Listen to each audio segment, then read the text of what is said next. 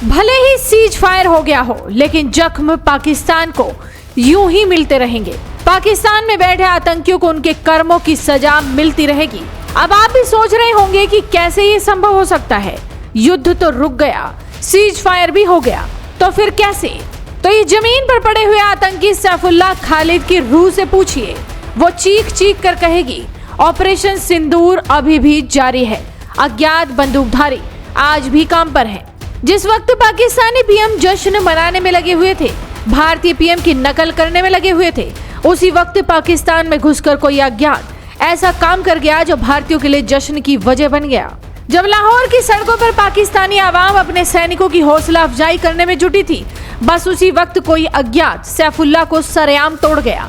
लोग वीडियो बनाते रहे और वो जमीन पर तड़पता रहा, और उसके साथ होना भी यही था। और उसके 24 घंटे बाद पाकिस्तान में क्या कुछ चल रहा है वो आपको देखना चाहिए। दरअसल पहलगाम आतंकी हमले के बाद भारत की सेना ने ऑपरेशन सिंदूर चलाकर 100 से ज्यादा आतंकियों को जहन्नुम का रास्ता दिखा दिया है, लेकिन अभी भी कई आतंकी बचे हैं जो अब भी पाकिस्तान में मौज काट रहे हैं। लेकिन अब इनकी भी खैर नहीं। इसका सबूत कल सरेआम सिंध प्रांत में दिखा, जब लश्कर कमांडर आतंकी सैफुल्लाह के मौत की खबर आई। सैफुल्लाह खालिद को उसके आका हाफिज सईद ने छिपे रहने की सलाह दी थी, जिसके बाद वो अंडरग्राउंड भी था और सैफुल्लाह की सुरक्षा भी बढ़ा दी गई थी। सैफुल्लाह ने भारत में कई आतंकी हमलों को अंजाम दिया था और फिलहाल वो भारत में घुसपैठ की साजिश रच रहा था। लेकिन सैफुल्लाह सिंध प्रांत के बदीन जिले के मतली में जहाँ रहता था, जैसे ही वो अपने घर से बाहर निकल कर कुछ दूर गया कि मतली फलकारा चौक के पास कुछ बंदूकधारियों ने उसे गोली मार दी। अब उसकी मौत के बाद पाकिस्तान से कुछ तस्वीरें सामने आ रही हैं, जरा देखिए। आपको बता दें कि सैफुल्लाह जब तक जिंदा था तब तक पाकिस्तानी सेना ने उसे अपना नहीं माना, या यूं कहें कि दुनिया के सामने उसे नकारते रहे। हर बार उसके पाकिस्तान में होने से इनकार करते रहे। लेकिन जैसे ही सैफुल्लाह मरा, उसे पाकिस्तान का नेशनल फ्लैग मिल गया। उसके कफन के ऊपर पाकिस्तान का राष्ट्रीय झंडा लगाया गया। सैफुल्लाह के जनाजे में सैकड़ों लोग शामिल हुए और उसके लिए आखिरी नमाज पढ़ी गई। सैफुल्लाह को अंतिम विदाई देने कई आतंकियों के साथ सिंध में लश्कर का टॉप कमांडर फैजल नदीम भी आया था।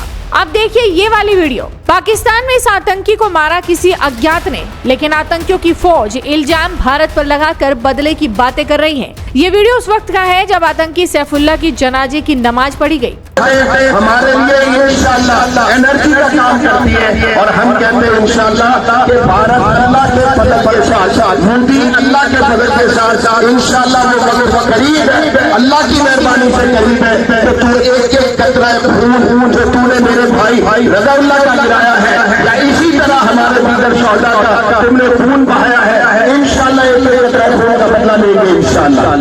सारे मेरे इंशाअल्लाह बता लेंगे अल्लाह के फजल के साथ इंशाअल्लाह।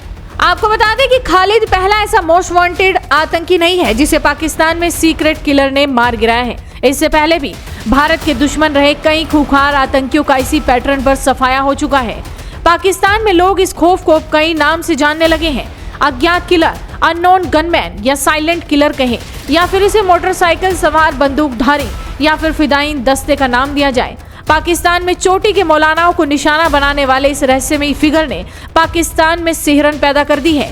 ये कौन है, किसके लिए काम करता है, कोई नहीं जानता, लेकिन इसका वार इतना घातक है कि इसकी चर्चा ही पाकिस्तान में झुरझुरी पैदा कर देती है। इन अज्ञात बंदूकधारियों ने कई ऐसे लोगों को ठिकाने लगाया है जो घोषित रूप से भारत विरोधी थे।